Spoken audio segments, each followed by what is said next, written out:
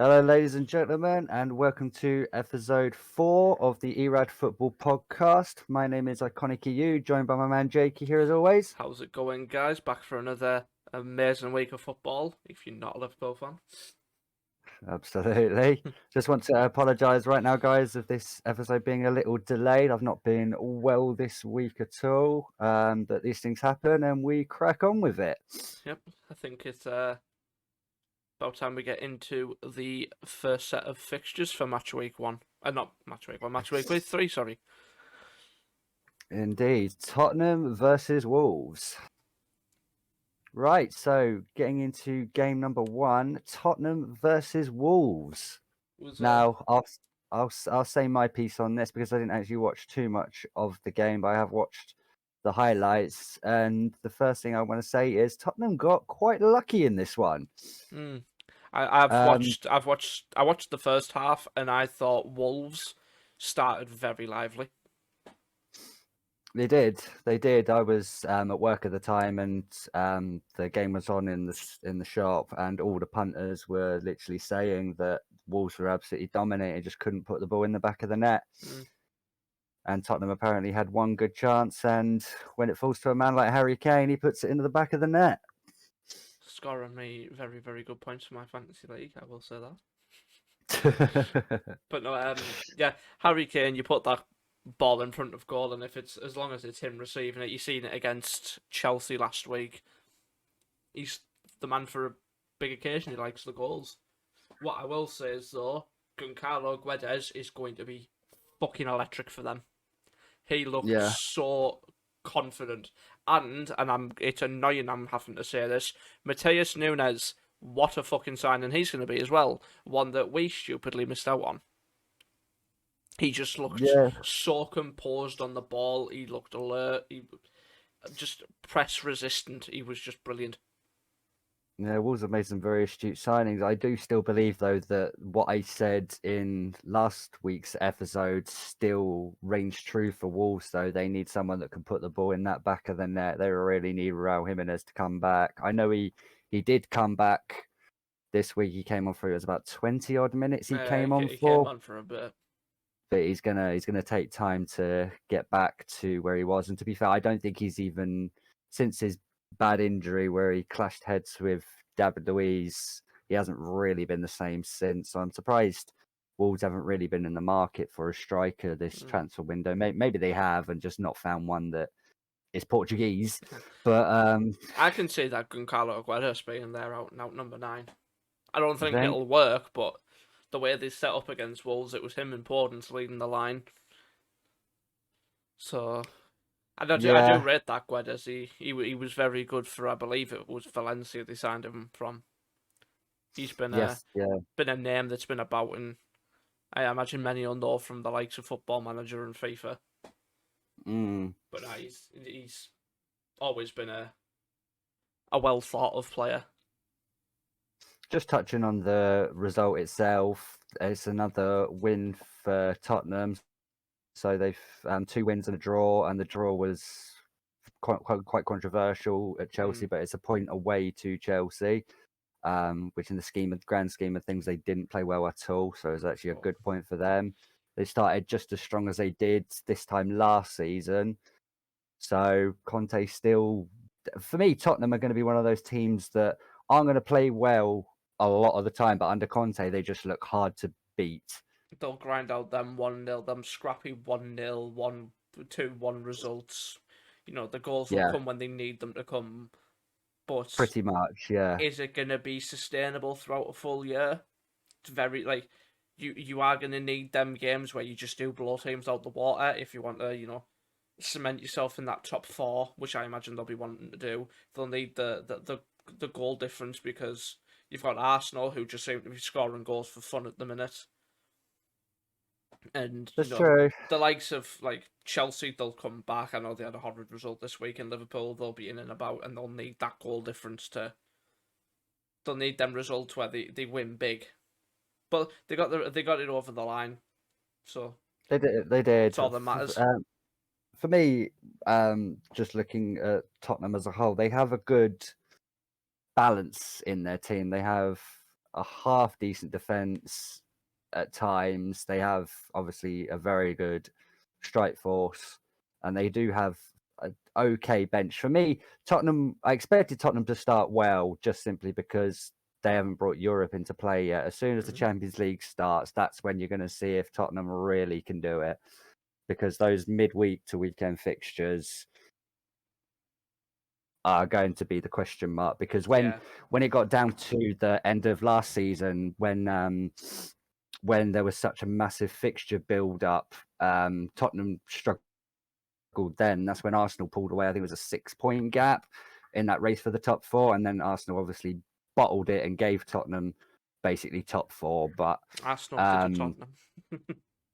pretty much, I mean, Tottenham won a huge North London derby right at the end of the season, which basically got them Champions League football in my eyes anyway. Yeah. Although Arsenal lost the following week to Newcastle, which cemented it for Tottenham, because then they played Norwich the last game of the season. But yeah, for me, it's when it's a fixture build up, Tottenham don't seem to cope very well. So they're either going to do very well in Europe and struggle in the league, or they're going to do well in the league and just get peed on in Europe. Yeah, but it remains to be seen. Yeah, I think that's all that can be said about that fixture. Pretty much. I will touch lastly on Wolves. 3 games, only 1 point. That's a pretty bad start, even though you look at their team and they're nowhere near where they should be. There's a few teams that are nowhere near they should be right now, but it's 3 games in. I mean, you don't want to start off slow, but Arsenal showed last year that you can lose the first 3 games of the season and still finish very high up. So what I will say is I don't think that was a performance that Wolves would be disappointed at. Yes, they didn't get the result, but it was a performance by far and large. They came out the blocks fast. They were attacking with intent. They looked sound at the back. That Kilman is one hell of a defender, and to be I didn't think that they had a bad game from what I saw. I think it's just one of them. Tottenham had the striker that knew how to put the ball into the back of the net, and Wolves didn't. That's what it came down to. Yeah, that clinical nature. Yeah, that's what you need in the Premier League sometimes. Indeed. But we'll move on to game week, match 2, and yeah. So on to the second game, Everton versus Forest, I believe. Yep, it was, and I can't really comment on this match. This was one I didn't get to watch. No, this was a 3:00 kickoff. What I will say though is, it seemed like from me what I was hearing and looking at again the highlights, because it's really what you have to judge these games 3:00 kickoffs on. Like Forest played very well once again. I mean, Everton are really struggling at the minute, and it was only an 88th minute equaliser that saved their blushes, really, because if they'd have lost that game, they would have been in the exact same position as West Ham, 3 games, 3 losses. So, and that's not how you want to start. So it could be a big point in the grand scheme of things, but for me, I think it's 2 points lost. You have to look at that as an Everton fan and think that's 2 points lost. Yeah, you kind of really do, to be honest. Massive point for Forest, though. Oh, 100%, and they've started off the season flying. I don't think anyone at the start of the season thought, 3 games in, Forest wouldn't be 3 losses. Forest 3 losses, sorry. Brennan Johnson, he's found his goal scoring form. Taiwo Awoniyi has proved to be quite a good signing with the goals he's chipped in the season. But the big question for Everton is who's getting the goals in their team, because that's 2 goals in 3 games, one of them being an own goal against Villa. For me as well, their midfield just doesn't shape up right whatsoever. They don't have anyone right now that can control the midfield, and I think that's why their defence is also struggling, because it's just an onslaught at the Everton goal at the minute. I say, if you look how they set up, they started with Tom Davies and Alex Iwobi. That's a championship midfield. That It's a is championship midfield 4 as well. If you look at Mikalenko and Patterson as well as like wing. Patterson looks quite a decent little signing. To be fair to him, he's got that bit between his teeth. Mikalenko, I can't really comment on, but them two in the middle of the park are atrocious. It's For just me, wrong. if I was looking at that Everton starting 11 that they started against Forest, I would put that as a mid-table championship full 11. Like it's just bad at the minute, and right now it doesn't look like it's going to get any better, to be honest. I mean, Lampard's going to have to do something seriously impressive. One, if he wants to Keep his get job. points with Everton, and yeah, two, if he wants to keep his job. Simple as, yeah. I will say, I'm if they let go of Anthony Gordon, which I think is 60 million for Anthony Gordon, if they turn that down, they're stupid. Oh, 100%. Absolutely stupid. But 100%. again, it was a game where attacks were non-existent for Everton, and you're relying on Rondon as your out-and-out number 9, which you can't rely on Rondon. You've never been able to rely on Rondon throughout his career. I think his time at West Brom comes to mind, where he was just shocking.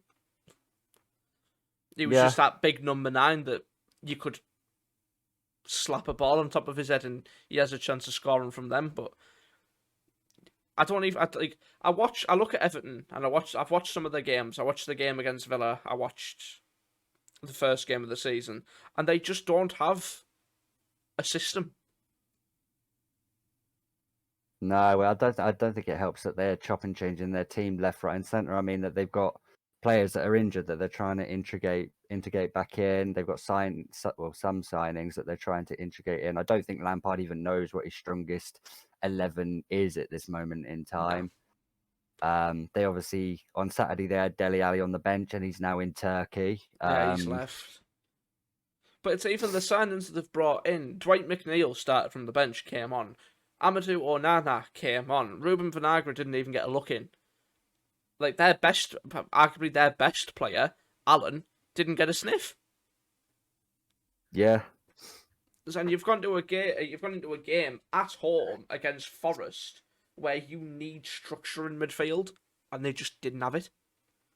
I know for a fact, though, obviously we don't know all the ins and outs, but there's been so many times where you've seen a player that obviously should be playing and isn't, and that probably comes down to something away from the football pitch. That's probably something to do with internal, or a bust up at training, or something Lampard's seen during the week where Alan's just not bothered training, so he's like, right, well, you're sitting on the bench then. It could be a number of things with Everton right now. One thing I will say, though, is 3 games in for Forest, and they've picked up 4 points already. They picked up a loss the first game of the season against Newcastle, where Newcastle, it seemed like they dominated, which is unfortunate. They picked up a great win against West Ham, where they completely deserved it, and a point against Everton, which could have easily been 3 points. So I look at that, and right now I think no matter who plays Forest this season, they're going to get a game.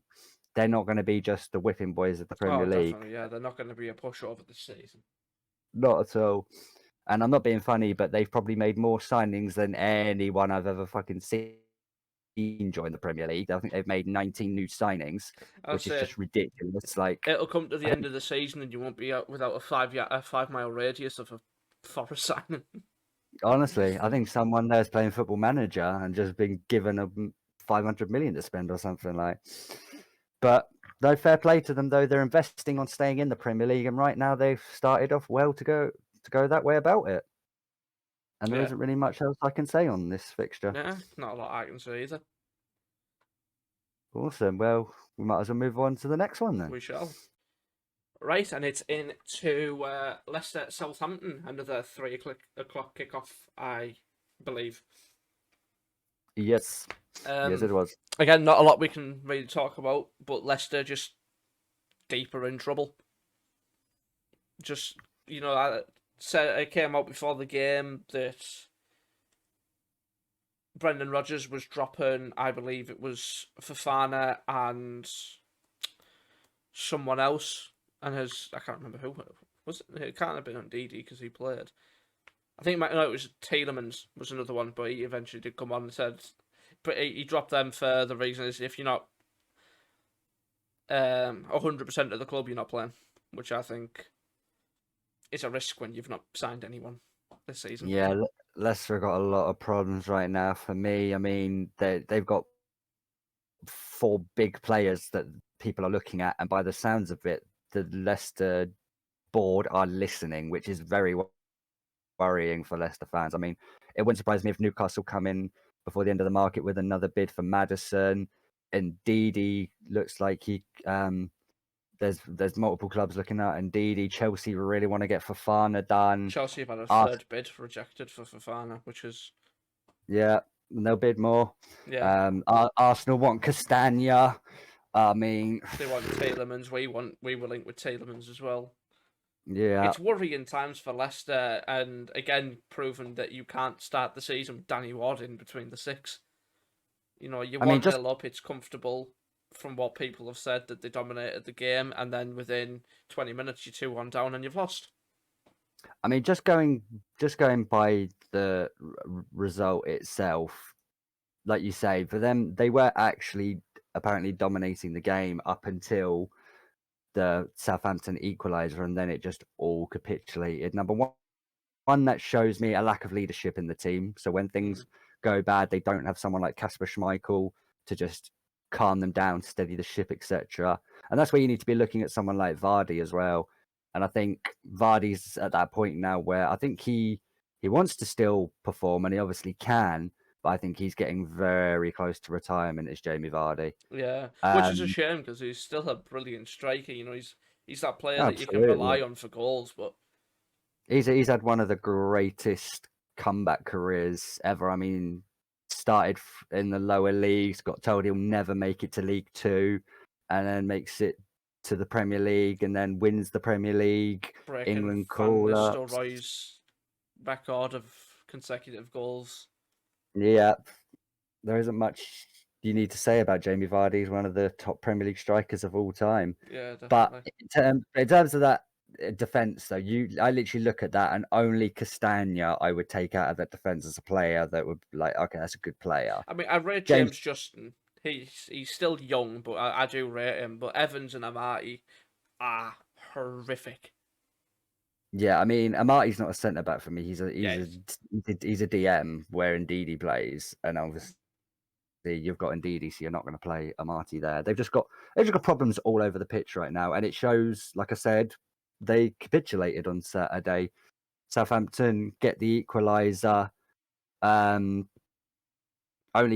14 minutes after James Maddison puts Leicester ahead, which is a well-deserved goal from what I've seen from the highlights as well. I mean, they could have easily been 2-3-0 up, Leicester, in the first half, but just a lack of cutting edge in the final third. They eventually get the breakthrough with James Maddison, but then as soon as Che Adams equalises, the whole tables turned. Then it went to Southampton having all the confidence and Leicester having absolutely none, and just looking worried that they were going to concede a second, and they did yeah, through Che Adams again. Another James Ward-Prowse assist. And yeah, Southampton obviously hold on for the 2-1 victory away, which is a fantastic result for Southampton. But yeah, it's just the same helpless Leicester again. it's very worrying times. And talk about one of the midweek fixtures because we got there. Obviously, with this being late, I got to watch some of the FA Cup, and Leicester get taken into penalties by League Two outfit Stockport, and I even believe that was the League Cup, not the FA Cup. one of the midweek cups, but Yeah, even yeah, still, like being taken to penalties by Stockport and only not getting beat because Stockport aren't as clinical at penalties as a Premier League side. That's how you go through, and that's even yeah. worse. And I think it's Mhm. there's Brendan Rodgers has a target on his back at the minute, and it's not a good one. No, well, that's the thing. Looking just because when we did our predictions and we looked at like the transfers the teams have made and stuff like that, and we obviously pointed out that Leicester are the only team in the Premier League to have not made a proper signing, and obviously got rid of Kasper Schmeichel, their club captain, legend. We anticipated they'd struggle, and it's just come to fruition. Um, they capitulated against Brentford in the first game when they went 2-0 up and drew 2-2. They got absolutely dominated by Arsenal, even though they got goals here and there. They were really nothing that was ever going to change the fixture. Arsenal dominated pretty much for 90 minutes. And then they capitulate again against Southampton. So two things come to mind for me. Number one, there's a lack of leadership because when things go wrong, they go really, really wrong right now and they can't seem to turn it. And two, the board, if Brendan Rodgers is asking for players, he is not being backed right now. And Brendan Rodgers is a good manager, don't get me wrong. He's proven he's a good manager. So it wouldn't surprise me if there's a mutual agreement soon if things don't change where Brendan Rodgers decides, well, enough's enough. If you're not going to back me and you're just going to sell my players, especially if they lose like a Fofana, a Maddison, even just they lose one of those players, Leicester could be in big, big trouble. Oh, 100%. Leicester, if they do lose them players, could be looking relegation candidates. They Because genuinely could. you look through that team, should they lose the likes of Fofana, Maddison, and Didi, Tielemans, you've then got a back two of Evans, and I look at that bench and I don't even know Suyunshu, who's not really rekindled his form of the past. In midfield, they've got Nampal's Mendy, who I've never seen play. I can't really comment on him. Mark Albrighton had stepped back in for Maddison, and that's even worse. I like Albrighton, but he's not a player that should be playing week in, week out. And yeah, it's just worrying times for them. It's on for me. It's honestly sad to see because, like Nottingham Forest being back in the Premier League, Leicester for me are a staple of the Premier League now. Because one, they did the most incredible feat ever that will never ever be recreated. I don't care what anyone says, that will never ever be recreated. Yeah, never ever be recreated whatsoever. And two, they've had some of the toughest like moments they've ever had to go through, and they've always bounced back from them. I'm talking like their chairman passing away with that helicopter crash at the stadium. And then the next season they go and beat Chelsea in the FA Cup final that no one expected them to do. I mean, Leicester City are a fantastic football club, but right now I think they just need a change up right now, whether it be in the management, whether it be the chairman. Maybe it's time for the that family to step away. Maybe it was the dad that was making all the correct decisions and the son now it's just not his forte, shall we say. But I don't want to see Leicester City get relegated, and I do hope they turn it round, but right now it's looking very bleak for them. It is, but we'll move on to the next set of results. Absolutely. So moving on to the next game now, an absolute cracker at Craven Cottage. Fulham 3, Brentford 2. Yeah, what a game. This one is just so unfortunate that it ended up being a 3:00 kickoff. Yeah.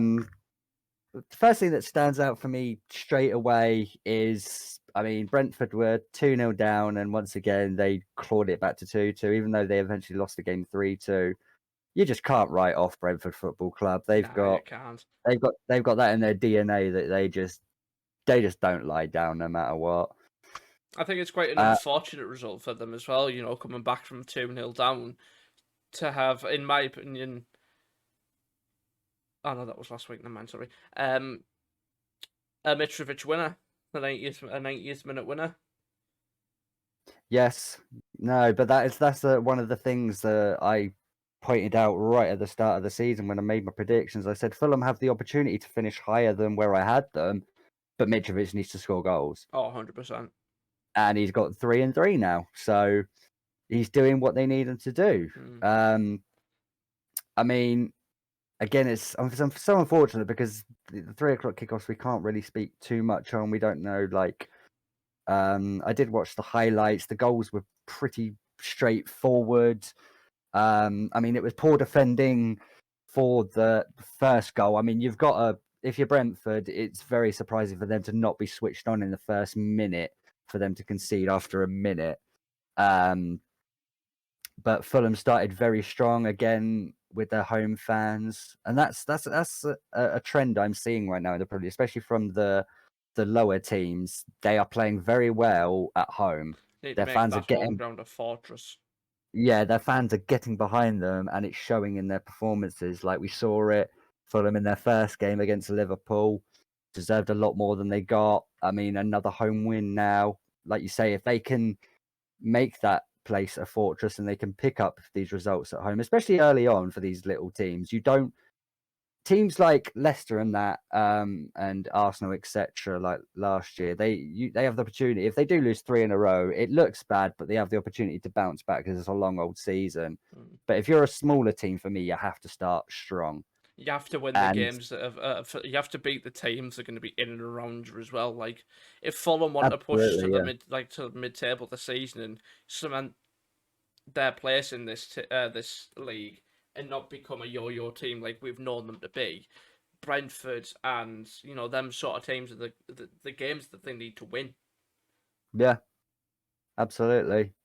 Absolutely. But Fulham did end up going 2-0 up, and Brentford, as I say, once again, did claw their way back to 2-2. I think the biggest moment for me in the game watching it was Fulham actually was devastated, for me, some of the players, when Brentford did get one back right before half time. If there's an old saying in football, there's a very bad time. There's never a good time to concede a goal, but right before half time, before you go into the break, is the worst possible time to concede a goal when you're dominating the game. And that's exactly what happened for Brentford's part. So Brentford went in with a little bit more confidence, thinking, okay, we can do this. And Fulham's heads went down a little bit. But it's not like it affected them too much. Their manager obviously gave their heads a wobble at half time to be like, look, that one's gone, go out again. And it did take until the 71st minute for Ivan Toney to level the score sheet.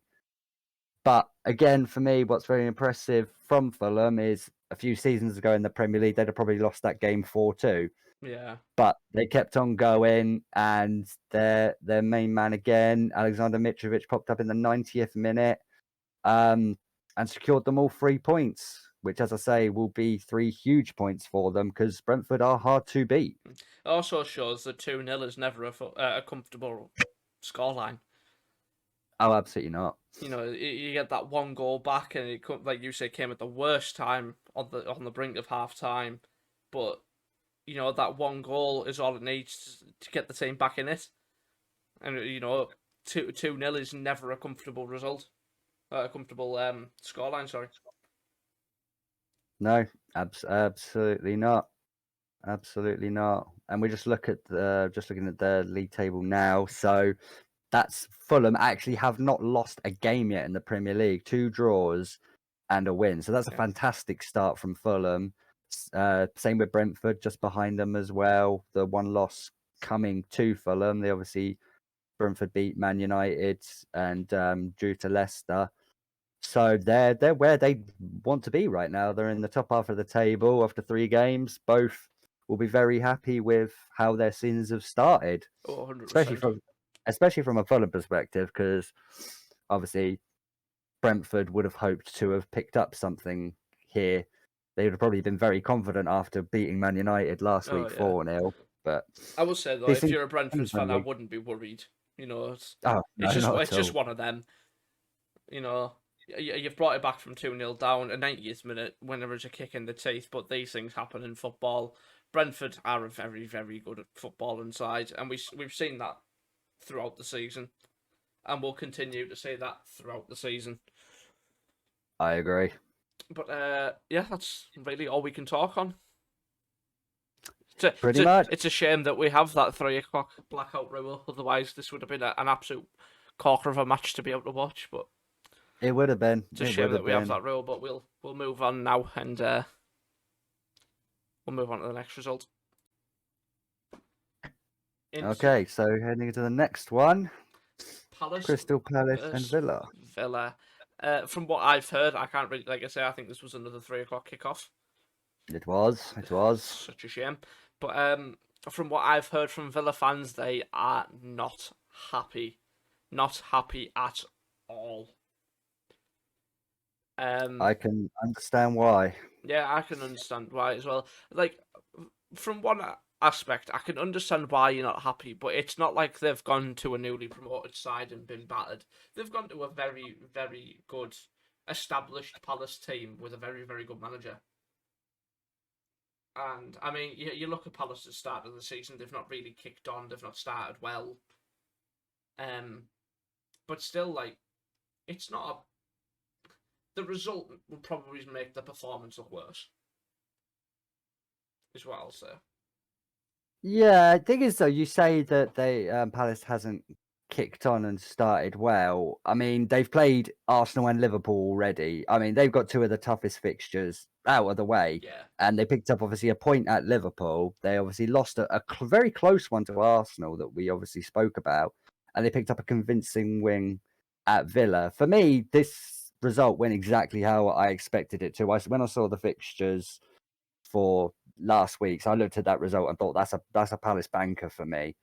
At home in front of their fans, playing against a Villa team that for me, I don't know what's going on, to be honest, because I look at their team and it's not a bad team whatsoever. I don't know if it's the players don't trust Gerrard's tactics. It's something internally. But they started strong. Ollie Watkins got them off to a great start after 5 minutes. And that, to be fair, that probably just woke up Crystal Palace, unfortunately, for Villa fans, Yeah. by the sounds of it, because from that moment on, it was a Crystal Palace show. They pretty much dominated the game from that point on. Wilf Sahar getting a double on the score sheet. I'd say he's carried on his good scoring form this season so far. 4 goals in 3 games. Yeah, Three and goals in 3 games, sorry. it doesn't surprise me in the slightest from Wilf Sahar. He's always had the talent. He just needs to put it together on a consistent basis. I mean, you look at the way he plays. He's got that aura about him that he thinks he's better than everyone else. And as a footballer, you kind of have to have that confidence about you, that big-headedness. Because if you obviously think the opposite and you think, "Oh no, I'm not going to get past this defender," you're never going to do it. But I like Wilf Sahar as a player. I think as well, he'll also have in the back of his mind that, I mean, things haven't exactly gone how his career probably wanted to go, but like I think Patrick Vieira trusts him, and vice versa. He trusts Patrick Vieira and what he's trying to do at Palace. And like I said, for me, they've played Arsenal, lost a close one, got a point against Liverpool at Anfield, and they've picked up a 3-1 convincing win at Aston Villa. And now, for me, this is where their season kick starts. Yeah. And I expect Palace to carry on this form because they look good. They look really good, Crystal Palace. What I will say is you can tell Carlos was a miss for Villa this week. Obviously, you know, he's set for this lengthy layoff after rupturing his Achilles last week, I believe it was. And starting Tyrone Mings and Ezri Konsa just showed that gulf in class between Konsa and Carlos. And, you know, Yeah, I agree, but at the same time, Villa have they've had this back three, back four for these players have been around in the club for like 3-4 seasons now, and Villa have had good seasons. So I just look at the team, and it's not one of those where I look at like Everton's lineup and I think, oh God, Villa have a good team. I mean, Buendia, good player, Bailey, good player, Watkins, good player on his day. John McGinn, probably one of the hardest working players. Now the captain. Was that a mistake from Gerrard taking the captaincy off of Mings? I mean, who knows? Martinez, a very good goalkeeper. Like Luka Din, fantastic player. Matty Cash on his day can be a great player. I mean, you can pick out any one of those players, and on their day they can be good players. So I just I think wonder it's that if fact it's that it's on its day. I've always said this about players: if you're good on your day, you're not good, because you have to have that consistency. You know, if Villa oh want to push into the top half, be that team that compete for European spots, they can't have their on their day players. They need consistently good players that perform I every week. I agree, but it's very hard to perform that well every week in the Premier League. We're talking about the toughest league in the world. I mean, I think Zaha's a fantastic player, and he doesn't do it every week. He's not gonna score 2 goals every week for Crystal Palace. If he did, he wouldn't be at Palace.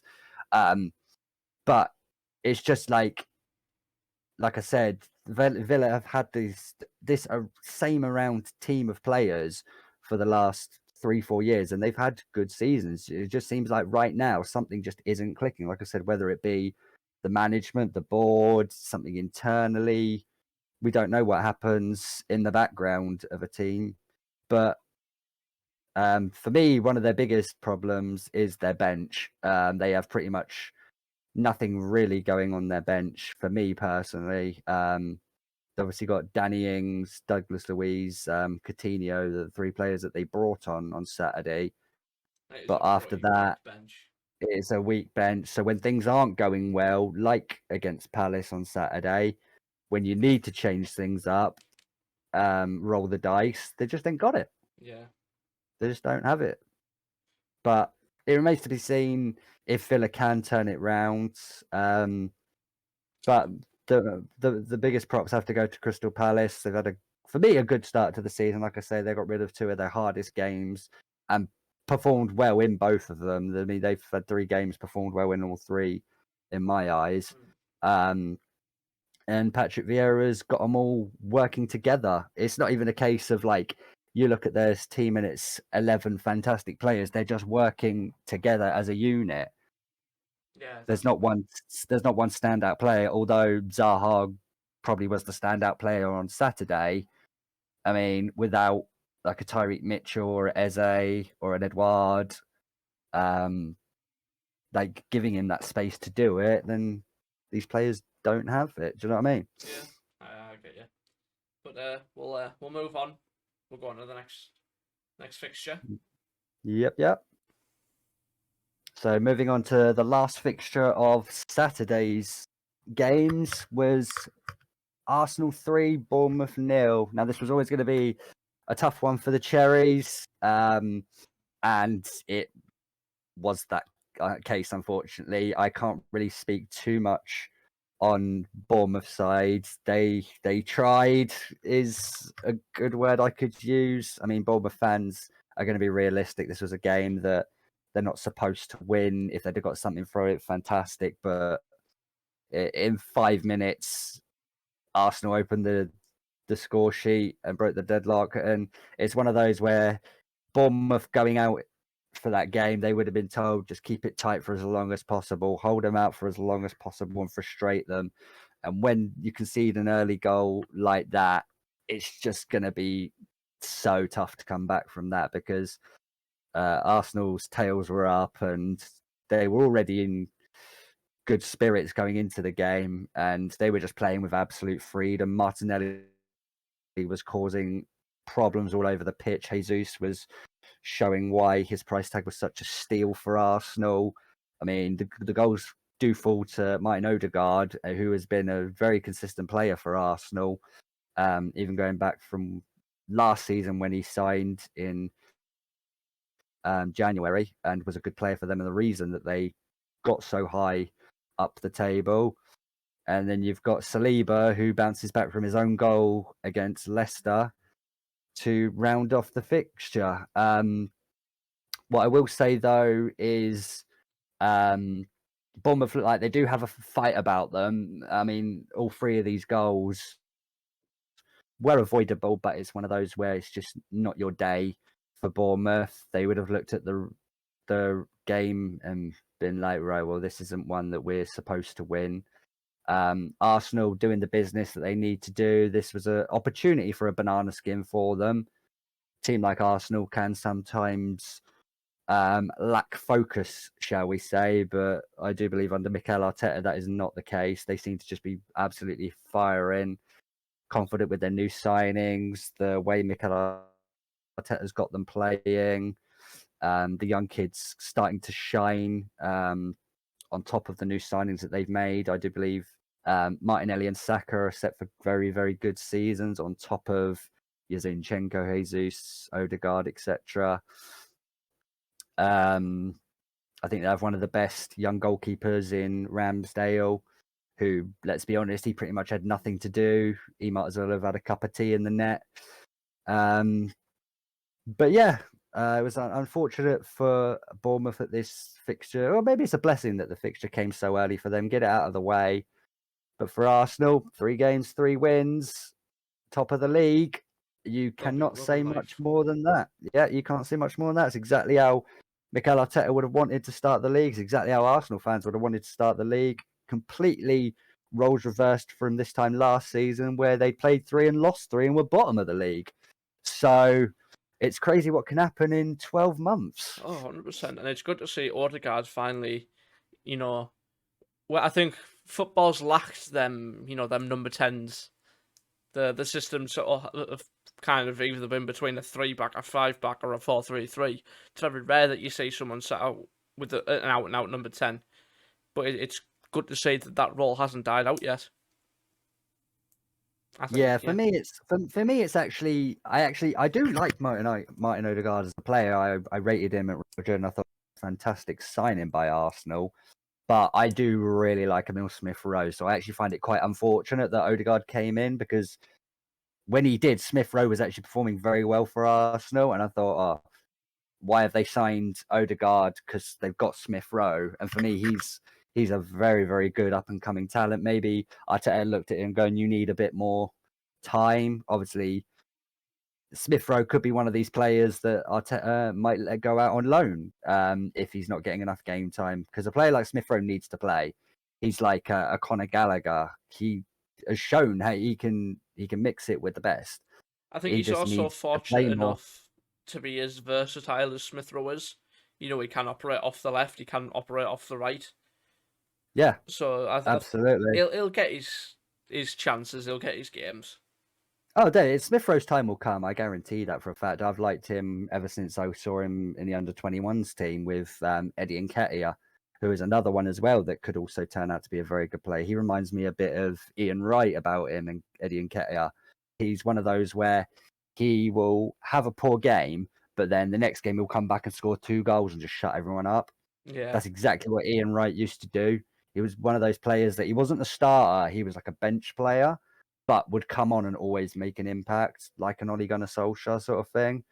And sometimes you need these players. It's not the worst thing in the world to be called an impact sub player, because those impact sub players make the bigger difference sometimes. You look at Divock Origi for Liverpool. So Solskjaer made a career off of it. Solskjaer made a career off it. So did Ian Wright. It's one of those. Obviously, Ian Wright did start his majority of games, but I always thought he performed better off the bench. But yeah, that's neither here nor there. But yeah, for me, there isn't too much to say on this fixture. Arsenal did exactly what they needed to do. Their new signings still look fantastic. No injuries.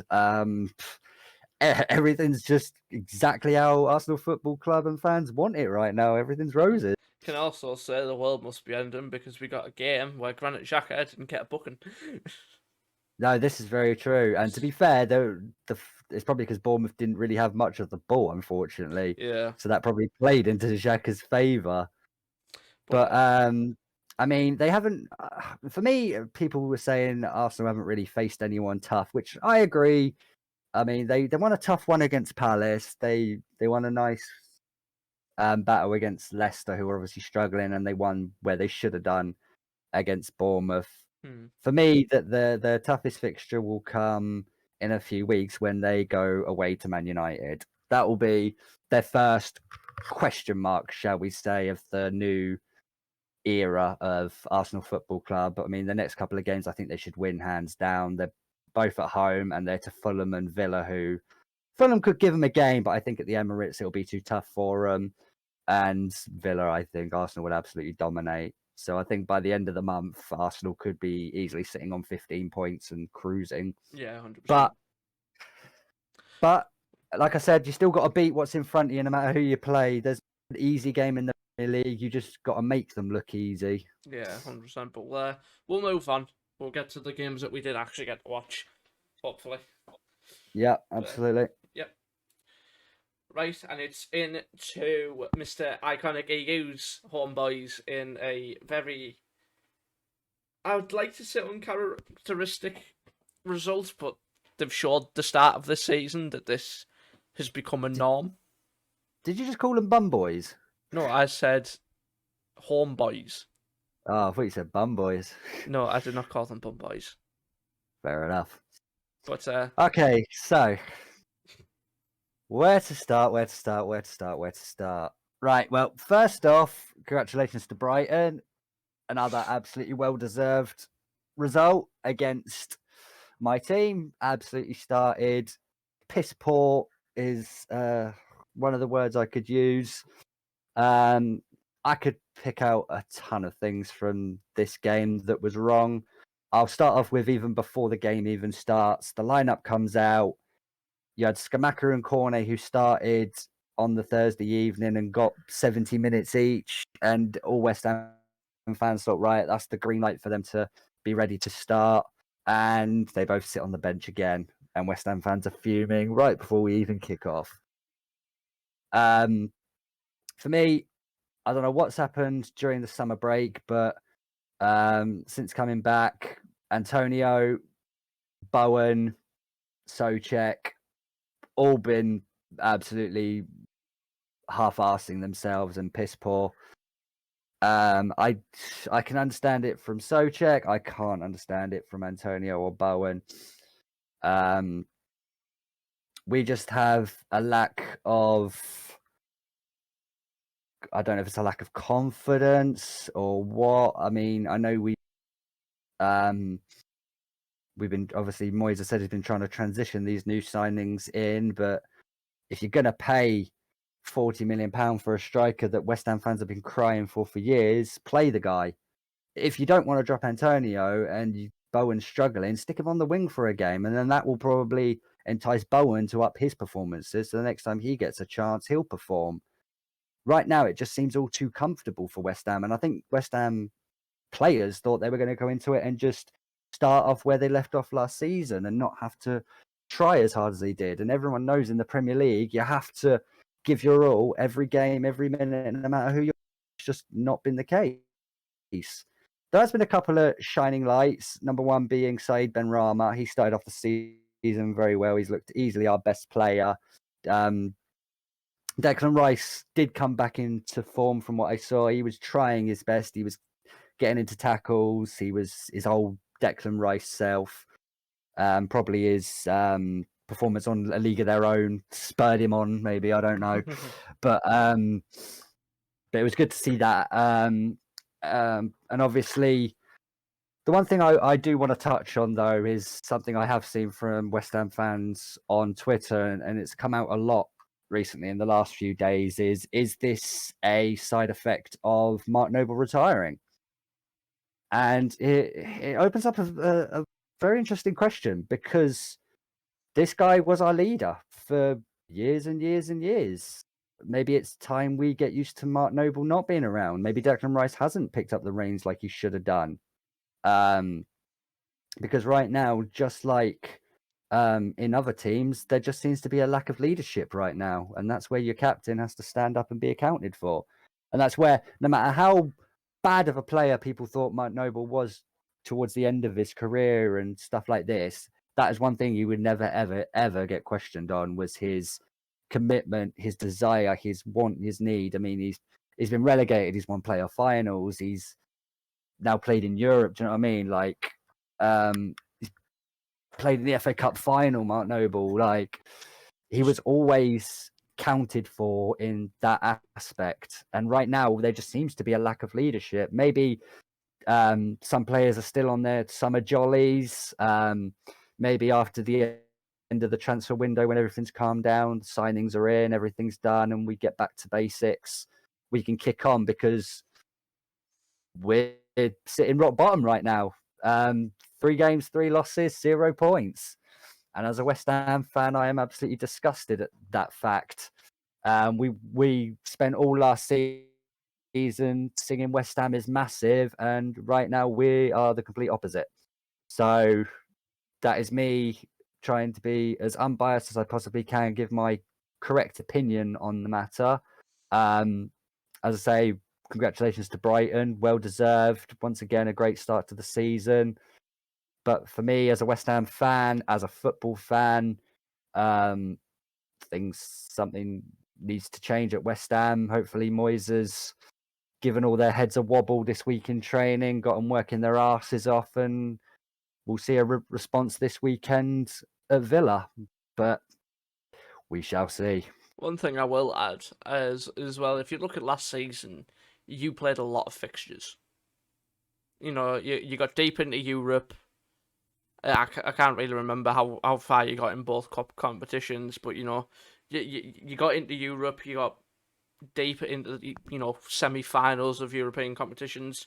Then players will still be tired, they'll still be feeling the after effects, and we've seen it with Liverpool, players who have, you know, been sluggish, been lethargic, not really been the usual selves, and whether that's maybe a part of it of to why you've not, you know, played as well as West Ham in order to play. No, you're right, and I do take that into consideration. I just think I do understand that obviously the season started earlier this year because of the World Cup, so they haven't had as long a pre-season to get ready. They haven't had as long as a break. Obviously, we have quite a few international players now. When you become a good team, you have to unfortunately take that into consideration, that international fixtures do take precedence at times. Yep. Which is very unfortunate, and it can change your plans completely. And I do take all that into consideration. For me, it's just about the desire. There are just a few players out there. For me, I'll name a couple: Sofau and Soucek. Now, when they first came to the club, they were absolutely fantastic for us. They're the reason we're probably still in the Premier League. So never say a bad word about what they've done for us. Just right now, I think their time is up. I'm not going to speak on West Ham's transfer policies and what we've done so far. I'm going to save that for at the end of the market. We'll obviously go through every club, and I'll give my response then to everything, because I just want to focus on just this fixture against Brighton. But just too lackadaisical from Soucek. It used to be a case where you never saw him not sprinting, and now it'll be a case I'll be surprised if I do see him sprint. So, as you say, these all things could have taken toll, but end of the day, West Ham need to be doing a lot better. But massive props to Brighton, fantastic win away at our electric stadium. Would have always been a tough place to come for Brighton, and they pretty much dominated it. So fair play. Shows why Brighton where they are at the minute, and it shows why quite a few people have had them as high up as they have in their Premier League predictions. But we shall move on. Absolutely. And on to the televised fixture for Sunday. Leeds, Chelsea. Leeds 3, Chelsea 0. I saw it coming. I really did. I don't think Chelsea have been as good as many people would like to believe. Yes, they played well against Tottenham, but going into this game, I thought a beating was coming, and what a beating it was. Leeds really dominated. The stadium was loud, and I think that's played into the hand. You've got the fans behind you, and I think Chelsea's lineup, when I seen that coming out, Ruben Loftus-Cheek is a wing back, Conor Gallagher playing where Kante usually does. Again, no out and out striker. Were all things to be the downfall. And the downfall came from a player I didn't actually expect it to, Edouard Mendy, gifting Aronson a very, very easy chance. Yes. And it just kind of set the tone for that game.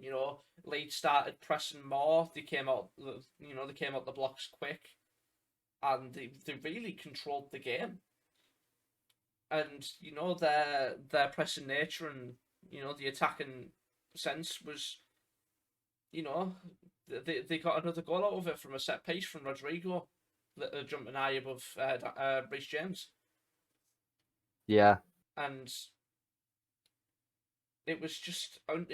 I'd like to say it was uncharacteristic from Chelsea, but from looking at the lineup before the game, I I could see this coming. For me, it was just it felt like just watching the game. It felt like it was a carbon copy of Man United Brentford, and the reason I say that is because Chelsea actually did start well. I mean, if you look at for me, it comes down to two moments where the game completely swung on its head for Chelsea. The first one was Sterling had a great chance in the first few minutes to put them 1-0 up. If that goal goes in, completely different game for me. Yeah. And the second one is one you've already mentioned, Edouard Mendy's mistake. When you're playing away at a team like Leeds that are going to be scrapping, their fans are going to be behind them, you cannot give them any more motivation than they actually need. It's suicidal to do that. If you're Mendy, just clear the ball, pass it to Thiago Silva, just keep the ball, frustrate the fans, but you just hand them an opportunity, just like De Gea did against Brentford. And from there, the fans get louder, the players get more confident, and they think, we can sprint at these and they're going to panic. And that's exactly what they did for 90 minutes. They sprinted at them and they didn't stop sprinting at them. And Chelsea panicked. Even their easily, that's been their best player this season, Kalidou Koulibaly, panicked and ended up getting sent off. Such a silly red card as well. He's no need to take him down. It was. It was But like, I think that's one of those where he's going to learn that fast in the Premier League. He'd have probably got away with that in the Italian league. yeah. He's gonna learn fast. But What I will it's say though is unfortunate. Rodrigo is he's given me flashbacks to a certain Spanish striker who was playing for a mid-table team who scored a lot of goals for them. I don't know about that one. I think he could do it. I think he could have a season like Michu. I think he's gonna. He might be the guy that keeps them up, and I might be eating my words with my prediction of them at the end of the season. Oh yeah, don't get me wrong. I don't think Leeds are gonna get relegated. I actually don't. Like, I'm gonna put that out there now. I can't actually remember where I had Leeds in my top 20. I might have had them in as relegated, but I think that they all the players that they brought in are good team players. Like I said, they're another one like Crystal Palace. They're not superstars, but they work hard for each other again. They're taking the philosophy of the manager and how they want to play. They're listening to him. They're sticking by each other. Their manager seems to have a plan. So the players he's bringing in aren't just players that he's not just filling the club. He's bringing in players that are improving the team. The Americans they brought in seem to just be absolute workhorses. And that's what you need in the Premier League. Sometimes work ethic outranks quality. Oh, It we've doesn't seen matter that how good you are. It doesn't matter how good you are. If you don't put in the work, it doesn't matter how good you are. A team that outworks you, because there's an old saying in the Premier League, you have to fight for every inch of the pitch to be able to play the nice football. And some teams just don't seem to be stacking up to that at the minute. Chelsea didn't battle at all on Sunday. They sort of capitulated after that first goal. I mean, they still dominated the football for the majority of the game. Leeds sort of played on the counter against them. Chelsea dominated the football, but with not really attacking the Leeds goal. Meslier didn't really have any crucial saves to make. Sterling did look lively again. Havertz looked absolutely lost. Yeah, Havertz looked like a lost puppy. He did, They genuinely can't. did. They cannot continue with him as an out-and-out striker. They can't. They won't score goals. They won't create chances. No, I'd have to agree with you there. For me, Tuchel doesn't really know. He's another one that doesn't know what his best 11 is right now. Again, obviously, you don't want to touch too much on the transfer window, but you have to take it into account. You've got players coming in and out of Chelsea right now, so it's going to be a big few days for them. Well, it remains to be seen what they do by the end of the market, but Tuchel probably is not happy with the current crop that he has right now. Definitely not. And it's shown by the results. I mean, they got very unlucky against Tottenham, where they absolutely dominated the game and should have won, but their defensive frailties and their lack of confidence showed in that game. And then they go into the Leeds game where minimum they should be getting a point away to Leeds, and they got dominated, not in terms of the possession or the stats, but you don't win games with possession. You win games by putting the ball in the back of the net, and that's exactly what Leeds did 3 times. Yep. It was a very, very good Leeds performance. I do have to give them that. There was props to Leeds and their American philosophy. It was the weekend for the Americans. But we will move on to arguably game of the week. Okay, so moving on to easily for me, game of the week. I know we've got another big result coming up, but this one was game of the weekend for me. Newcastle 3, Man City 3. Now, I'm going to start off by saying props to Newcastle, absolute props to Newcastle. Now, I know there a lot of people say that City always predominantly start slow, which is true, they do. But they didn't start slow in this game. They started very strong within the first 5 minutes, I believe it was. Yep. It was some actually very poor defending from Newcastle. De Bruyne puts the ball, as you expect him to do, right on the money. Gundogan takes a very confident touch and puts it in the back of the net. And from there, you worry about Newcastle because they literally, like I say, it was poor defending. And from there, Newcastle fans, as well as other football fans, looked worried for Newcastle at that point. But they rallied, and they rallied hard. And Alan St. Maximin, he's had a lot of critics of late for not having a cutting edge. And boy, did he have a cutting edge on Sunday. My goodness, this guy was giving Walker the runabout. He was absolutely dominating that battle. I think that was one of Newcastle's game plans, was get the ball to St. Maximin one-on-one with Kyle Walker and flood the box. And that's exactly what Newcastle did. They got the ball to St. Maximin when they did get possession back from City, and St. Maximin caused them a hell of a lot of problems, which led to the equaliser. St. Maximin assist and Miguel Almiron on the end of it, bundling it in. There was a VAR check, but he was onside by, I think it was about a yard or so. So Newcastle got the goal that they deserved. And from there, you'd think playing Man City, you think, all right, we can hold this till half time. No, Newcastle didn't settle, did not settle whatsoever. They carried on, and they were flying at City at this point. Their confidence was sky high, and City was actually rocked. And you don't say that often about Manchester City and Pep Guardiola, but City were rocked. They were giving away possession poorly. De Bruyne didn't have his greatest game in terms of where you expect De Bruyne to be dominating the ball and just dictating the play. Guimaraes was actually bullying the Manchester City midfield for a lot of the second half of the first half. And that led once again to Newcastle going 2-1 up. Alan St. Maximin again picking up the ball, taking on Kyle Walker once again, getting to the byline just from his raw pace and a little bit of skill. That's the craziest thing for me with St. Maximin. He's got a lot of skill in his locker, but he only has to do the one little jink, throw a shoulder, and he's gone.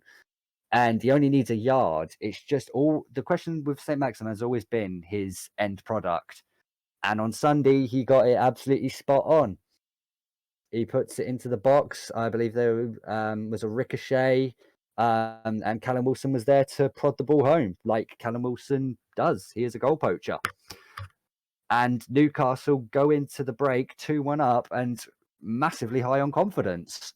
City not looking worried as such, but sort of thinking, what the hell is going on at this point?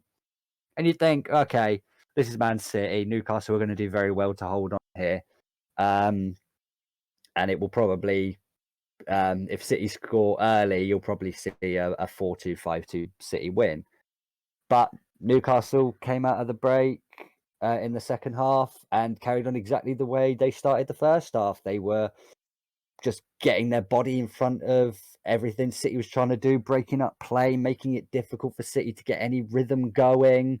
And once again, Alan Saint-Maximin running at the Man City defence, and the City defence so worried about because how good Saint-Maximin was playing. They were backing off and had no choice but to take him down just outside the box. And then up steps Kieran Trippier. And with the wand of a right foot. He does have a wand of a right foot. He's not the best player in the world, but from a dead ball specialist, just like a David Beckham, a James Ward-Prowse, this guy knows how to hit a dead ball situation. Obviously, England fans know it very well, where he sent us all into raptures. But yeah, he pings one right into the top corner. From the angle of the free kick, you can understand why Ederson thought he'd try and go over the wall, but he didn't. He sort of went round the wall to the keeper's side, but he put it in such an angle that Ederson had absolutely no hope. And at this point, Newcastle are in absolute dreamland. 3-1 up against City. And from there, I don't want to say Newcastle capitulated because they didn't. They were still battling hard, but this is just Man City we're talking about, and they've just got way too much quality, unfortunately, for Newcastle on the day. Even though City haven't played well, they've still got those players to just pick something out of nothing. And that's exactly what they did with Erling Haaland. Ricocheted in the box, it falls to Erling Haaland. He only needs one opportunity, and it's in the back of the net. And City don't need a second opportunity to gain confidence from that point on. And then 4 minutes later, when you need someone to step up, Bernardo Silva is that man. I mean, Kevin De Bruyne, if you look at the angle of the pass he has to make, how he gets it through, I'll never know in a million years, but this is KDB we're talking about. Bernardo Silva makes a fantastic run from out wide to in, which defenders always struggle to defend against because it's so hard to pick up. You've got who was it? It was Botman who stepped out because he was so worried about Haaland. So Haaland was holding the number 9 position. He's moved into the 10 role. If Botman would have just held and just left Haaland there because he's not going to cause any problems there, he can then spot the Bernardo Silva run. But what he does is he steps out with Haaland, leaves a massive gap. Bernardo Silva spots it. De Bruyne spots the run of Bernardo Silva, and the rest is history. And after 65 minutes, it's 3-3. And I want to say that the game sort of fizzled out there, but it didn't. There were chances on both sides. Saint-Maximin was causing problems all game long for Man City. I think Kyle Walker's gonna have slept just thinking about Saint-Maximin after that game, because he would have been on his mind completely because Saint-Maximin gave him the absolute runaround. But again, there was also chances for Man City. Haaland had a couple of half chances. De Bruyne, long-range shots. Rodri, long-range shots. But I do believe on the whole scale of things, as a result, it's a fair result for both teams. City dominated the game in terms of possession, but in terms of the clinicalness, when they needed it, Newcastle had it. It was just a couple of unfortunate mistakes that on another day Newcastle wouldn't have made. And it could have been a very different result. But I think Newcastle fans would have gone home being very, very happy with what they saw. And City fans would have gone home with a brush of the head and a bit of a deep breath situation because they got away with one there for me. Yeah, definitely. What I will say is Kevin De Bruyne is an absolute joke. He is easily one of the best midfielders in the world, and that pass just echoed it. He's one of the best players in the world, not just midfielders, one of the best Yeah, players in the definitely. world. This game though for me was one of those where Newcastle just showed that they are making strides. It also showed for me that City do start slow, and they have started slow this season. Even though they've picked up 7 points and are obviously sitting in second place, and have looked comfortable in both their games that they won. You haven't really seen the vintage City come out yet, and it hasn't needed to come out yet. This is the first game that they've been tested, and they stood up to that test like champions do. Yeah, definitely. What I will say is that I still don't think they're using Haaland correctly, and we've seen that against Bournemouth, and we've seen it against Newcastle today. They're not looking for him in behind, and if they are, the supply's not good enough. It's like, yeah, he got the goal. It was a scrappy, you know, bounce about goal, but they're not getting the ball into him in the areas that everyone knows he's good at. The problem is with that is so far this season they've played three teams that will play a low block. Yeah, They're gonna that is true. that it's very hard to play players in behind when you've got your back four not moving past the 18-yard box. Um, so it's hard for Haaland to get in behind. What I would say is when they come up against teams that want to be expansive, like your Liverpools, your Arsenals, then you'll see whether or not they've made those adjustments from the Community Shield. But even without that, though, Haaland's still shown he's going to be an absolute poacher. He's still scoring goals for them. If he gets chances, he'll take them. And that is what City lacked last season. Yeah, Not in definitely. terms of not in terms of people taking chances, but just a striker. Yeah, Um, so still got no worries about Man City whatsoever. I'm more impressed with Newcastle's performance than anything, and I hope that Saint Maximan keeps it up because when he's on it like that, he was just a joy to watch, I an do think absolute joy to watch. this is the start of the Newcastle era, where we're going to see them bring the big money signings. We're going to see them start winning games and climbing up the table. I do think this game kind of echoes that this is Newcastle's era to not It's show possible. dominance, but to grow as a club and become that big club that we know City have become with that amount of money. But Oh, absolutely. but Well, we'll I always go back with Man City to the moment when they first got the money. Um, and then that next season they got their first window, and then with a few days to go, and it was actually on deadline day they signed Robinho out of absolutely nowhere, and yeah that just kick-started it for Man City. And from there they obviously brought in your Aguero's, your David Silvas, then you can see Pep Guardiola come in, and the rest is history. So yeah, Newcastle have all the tools to be able to do what Man City had done, but you still gotta do it though. You still gotta do it. So, but it's very good for Eddie Howe because it seems like even though he's going to be bringing in players that are going to cost a lot of money and will have big egos, it seems like he knows how to get the best out of them yeah. and make them fight in games like that where things aren't going their way. Like last season, if Newcastle would have gone 1-0 down to City, they'd have lost 4-5-0. Well, they So did, if you remember, after the Real Madrid result of last season. City just went out and made Newcastle their whipping boys, and it was a 5-0 drumming. yeah, But yeah, absolutely. we'll move on to the last game of the weekend. Game I'm not looking forward to talking about. And it's into the final week that was the Monday night kickoff. It was Manchester United 2, Liverpool 1. I will start by saying congratulations, Manchester United. You were far better than us. The goals from Jadon Sancho and Rashford. I do believe the Rashford one is offside.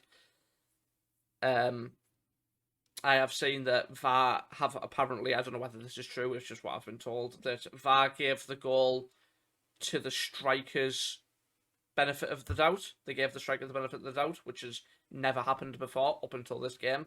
But I do believe it was offside. But that Sancho goal was filth. And yeah, you were just far better than us. I do think it was a worrying performance from Liverpool. Starting the game with Milner and Henderson, it's never good. It's never good starting with them two. And it just shows, the big injuries that we've got at the minute. We're missing the likes of Thiago, we're missing the likes of Keita. And, they were big misses today, but, the players on the field didn't get it done. His targeted Trent. Van Dijk was... I don't know what's up with Van Dijk at the minute. He has been poor. Gomez looked like a lost puppy. Robertson didn't have that bad of a game.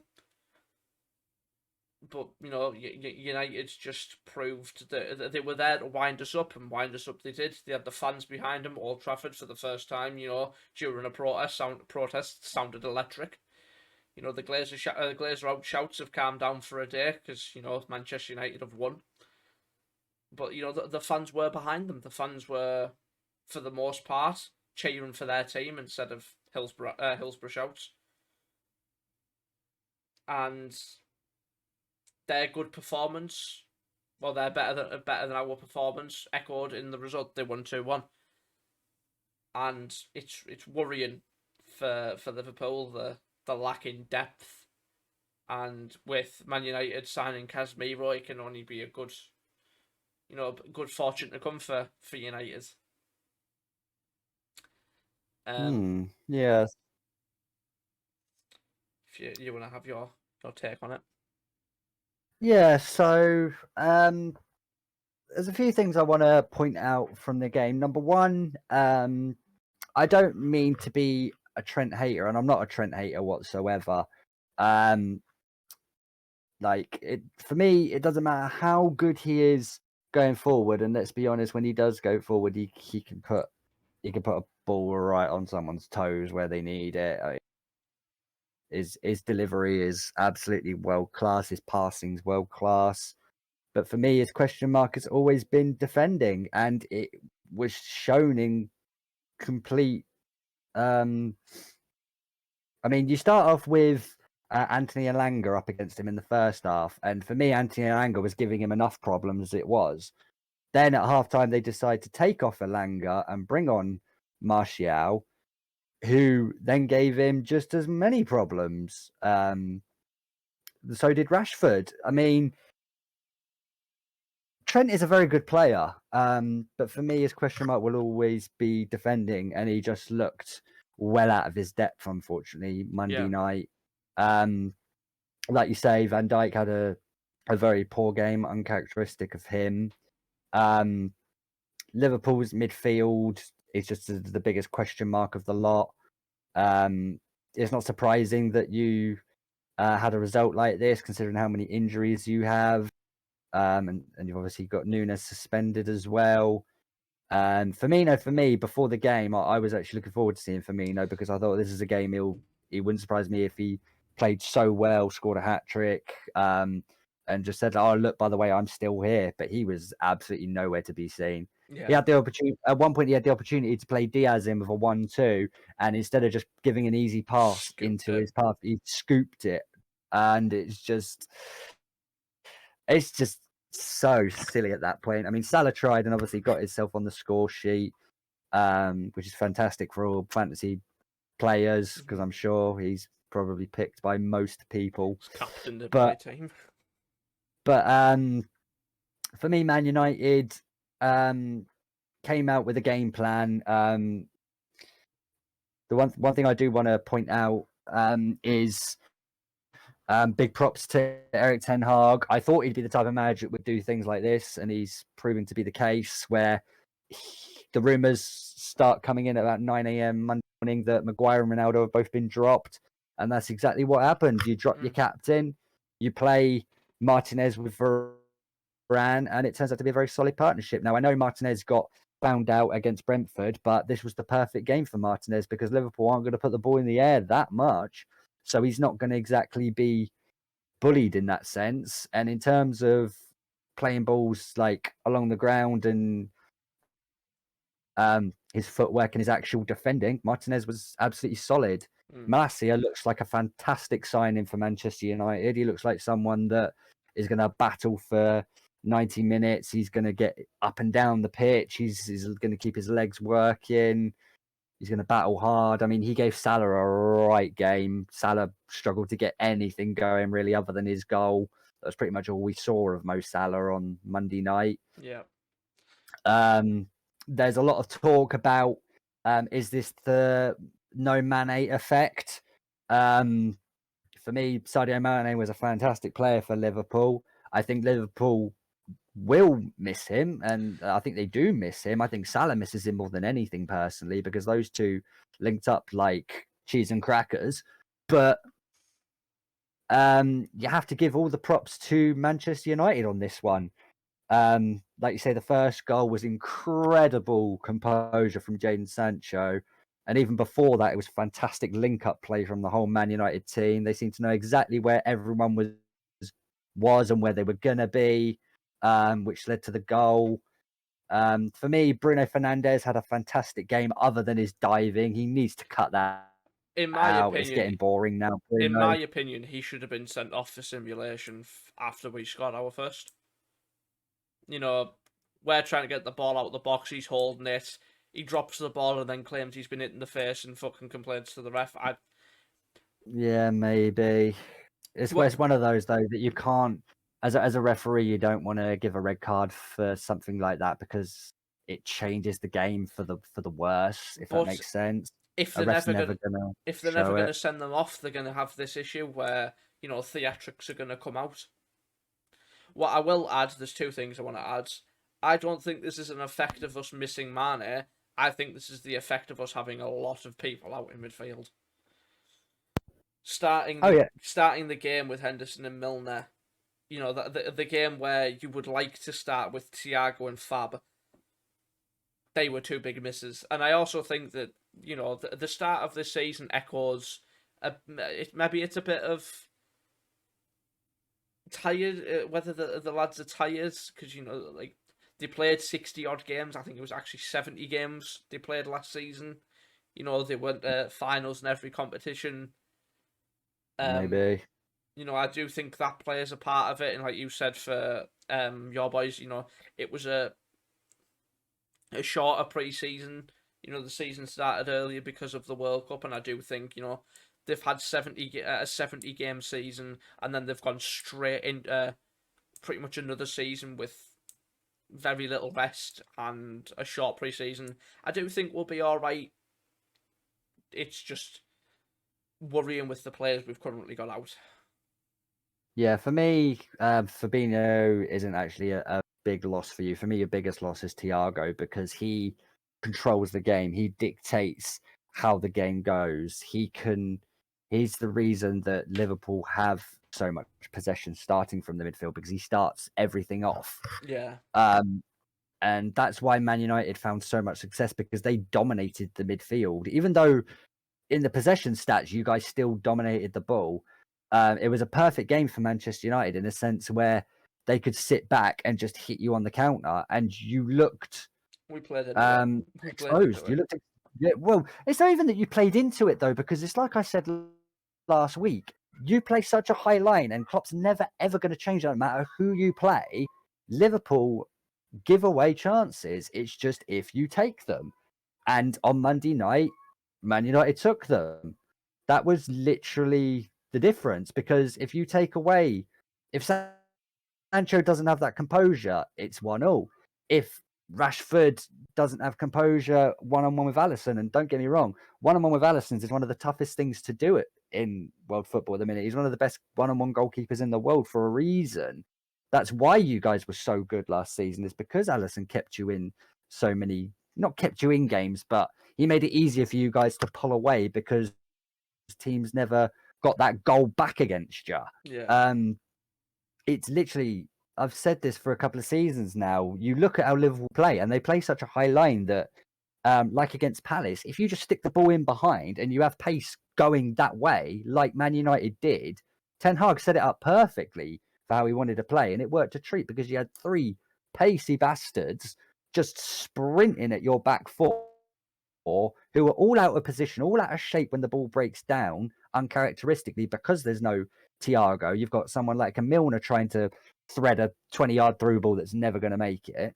And at that point, you've got Robertson and Trent that are so far pushed up because they're so used to it, and you're so out of position.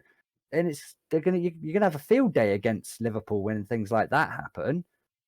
But all the props do have to go to Manchester United. It was exactly the bounce back that Man United fans needed to see. I said in the last episode with this game around the corner, it's not about the result, it's about the performance. They needed to show character, they needed to show willing and work, and they did those exact things, and it was just a cherry on the top that they picked up the 3 points. Yeah, definitely.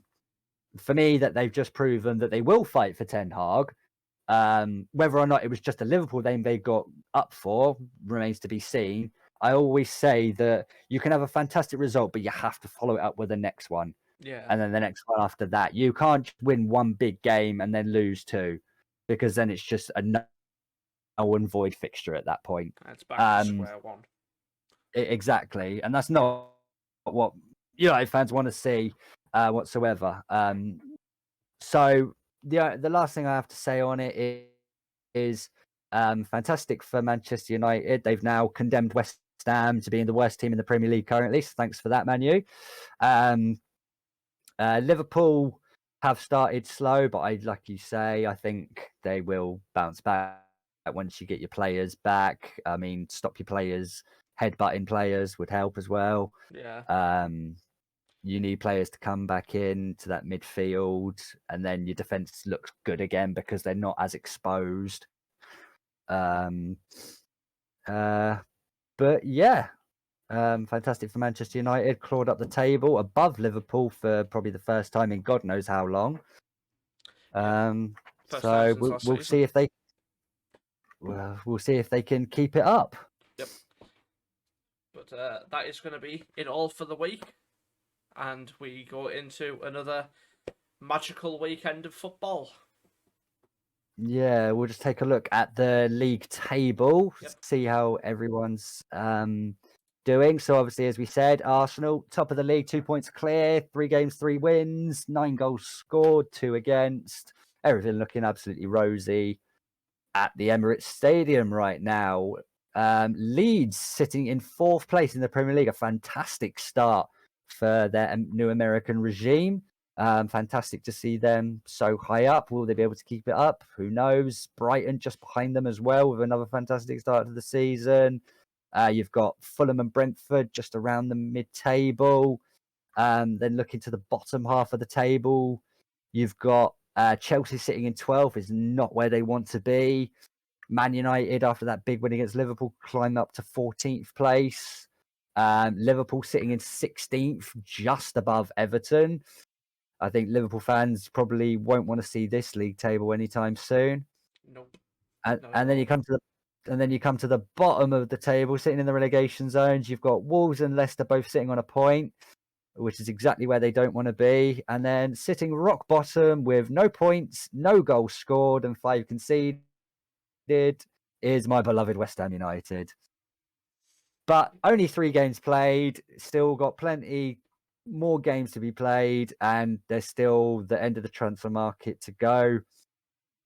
So the next time we speak to you guys will be the end of the transfer market, and we will have a lot to talk about. We will be doing a separate episode on the transfer market as a whole. We'll be rating each club individually, how we thought their transfer market went, and we may even pop on live stream on deadline day, guys. So make sure you're following Eradicate eSport on Twitter for all updates on that, guys. Make sure to like and subscribe, comment who you guys think's had the best start to the Premier League season, who are you surprised to be where they are in the league, and what results you think there's going to be in this weekend's round of fixtures. Who's going to keep up their good start? Who's going to finally kick off their season? Yep. We'll love to hear from you, and we might even show some in the next episode. Yeah, absolutely, guys. But thank you all so much for watching or listening, whatever you guys are doing, and have a fantastic week. And we will see you all next week. In a bit, guys. Take it easy.